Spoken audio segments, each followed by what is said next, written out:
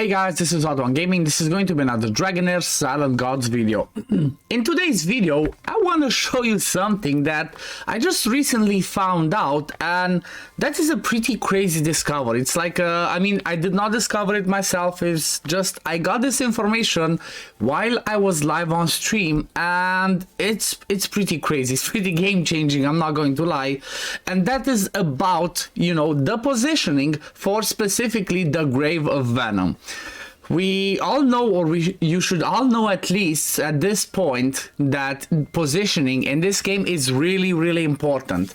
It can influence who you're attacking, who gets attacked, how your abilities work. It has a ton of importances. Like, as an example, I cannot show you now because it's in the middle of the fight, but when you position people at the beginning, first time during the fight, if you see the red line, that means that that person is attacking you, but you're not attacking them.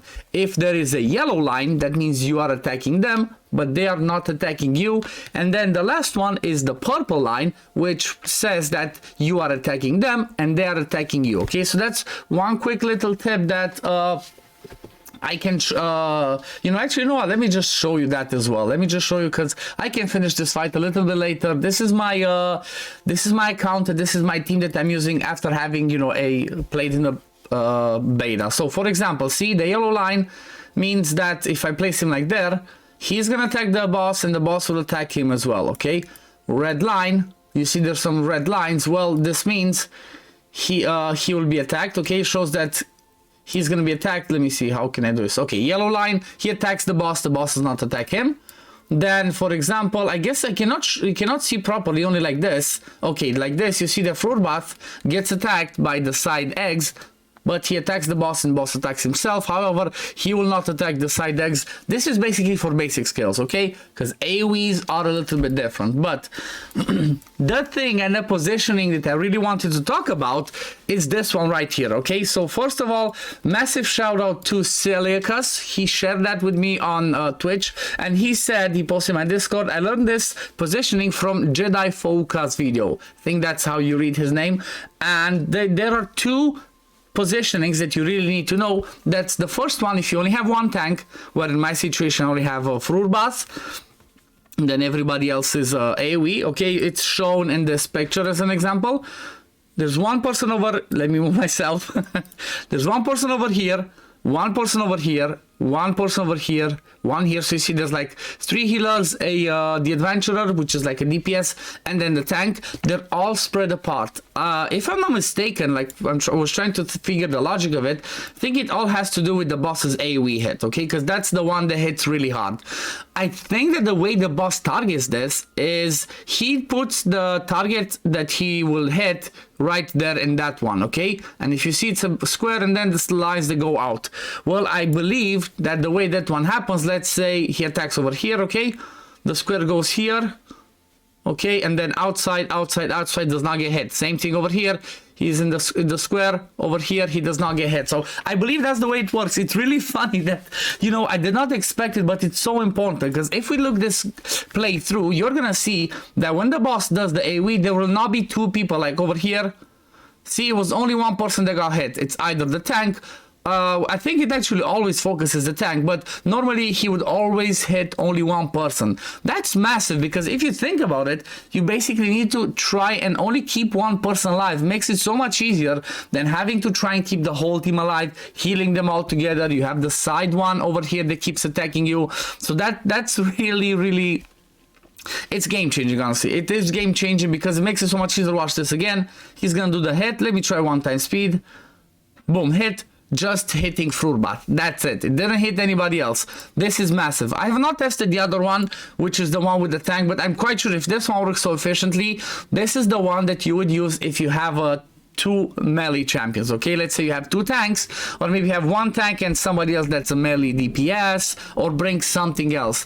And the way that this one works, I'm thinking the logic behind this is you would have your squishiest DPS be somewhere over here in the corner, and then the boss would either target here or it would target the both of them. I've not tested it, I might be wrong again, but it's this is the one that blew my mind, because most people will have this type of a comp. They will have 1 tank, which is Horus, then you have like the free-to-play healers that's shown over here, and then you have somebody as a DPS, or instead of one of the healers, you can have the adventurer and another DPS. And this is something that, like I said, it just blew my mind, and it makes farming this so much easier. For me, obviously, it's not gonna be as relatable because I do have really good epics. I do have a game-changing legendary on my account, so I do have Mithrasia that carries me. And you know what, since this video is so short, I'm gonna do a little bit of a showcase as well. So I hope that information first of all helps you, because it should make it so much easier for you to build your lineups for the Grave of Venom. Okay, so definitely remember that and share it with people, because it's something people need to know. Now let me just not hold this fight, because you know it seems like I just keep backing out of fights.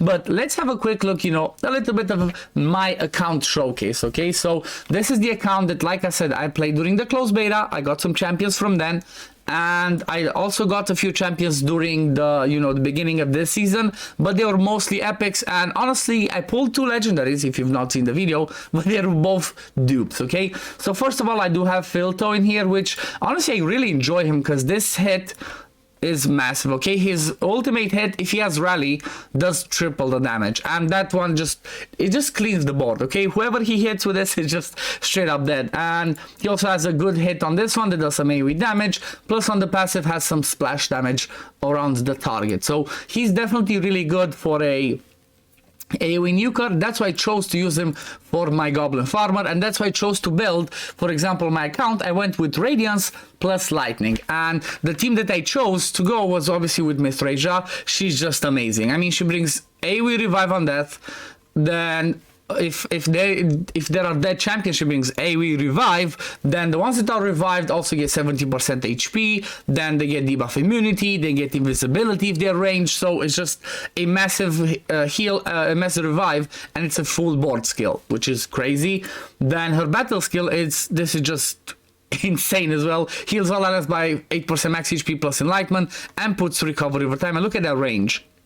And if I do manage to get one dupe of her, I would inspire her, because that one becomes a full board. So if you go over here, upgrade, inspiration, you see what it says? Extends the battle skill range to entire battlefield. That's massive. That would be insane. So if I got to dupe Mithrasia, I would 100% use that on her. But yeah, she's basically my support healer reviver.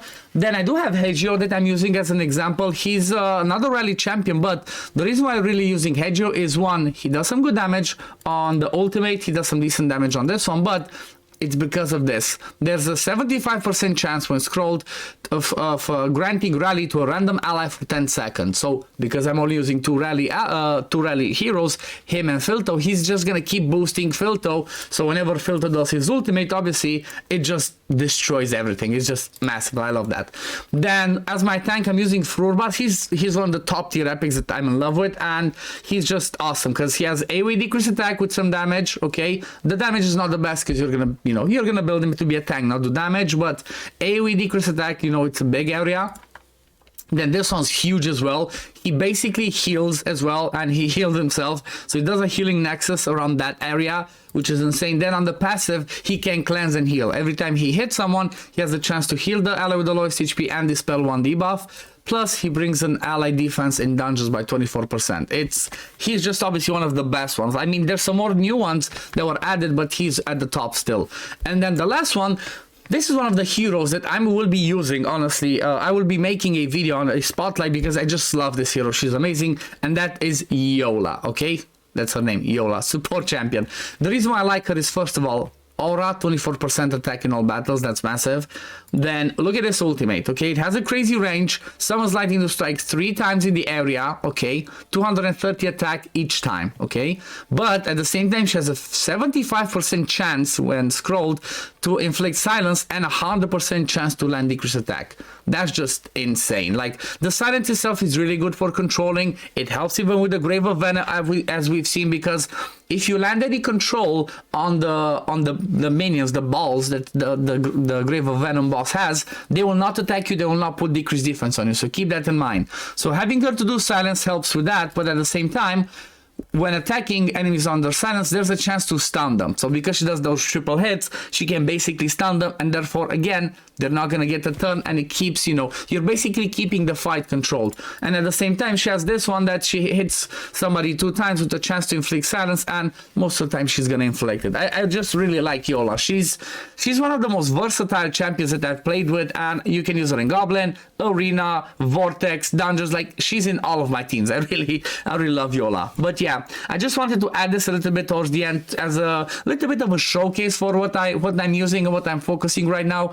And later on, who knows what I'm gonna build. I have Erich, I still have Charlach, I have Sagomir, I have Velios, Stalwart, so I do have plenty of options. I'm not gonna lie, plenty of options, but this time around I just wanted to play with the Radiant, and I definitely wanted to keep my Mithransion in there. But anyway, this is gonna be it for the video today, guys. I hope you, first of all, I hope the tip again for the Grave of Venom was helpful for you guys, and well, I hope you liked seeing, I guess, a little bit of a showcase of my heroes and the team that I'm actually using to push through the game, alongside, obviously, like I said, the fact that I have the other heroes, as you see, the free-to-play ones, that I'm always trying to do content with, because if I showed you guys a video of like, let me show you how I beat everything with all legendaries, you're not gonna like it. So, you know, this is my team that I'm pushing stuff to get higher, and these are the other ones that I'm using for content. But yeah, anyway, this is gonna be it for the video today, guys. As always, if you do enjoy my content, don't forget to like this video, subscribe to the channel to see when I upload next, and I'm gonna see you on the next one. Peace, love, take care, everyone. Bye, guys.